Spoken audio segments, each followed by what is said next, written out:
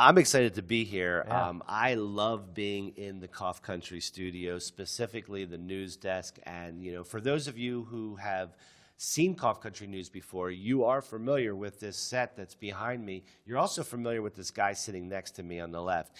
Steve was here from the very beginning. You might have known him as Justin Token back in the day. Hey, once upon a time. Once upon a time. But we're excited that he's here. We're excited that we're here.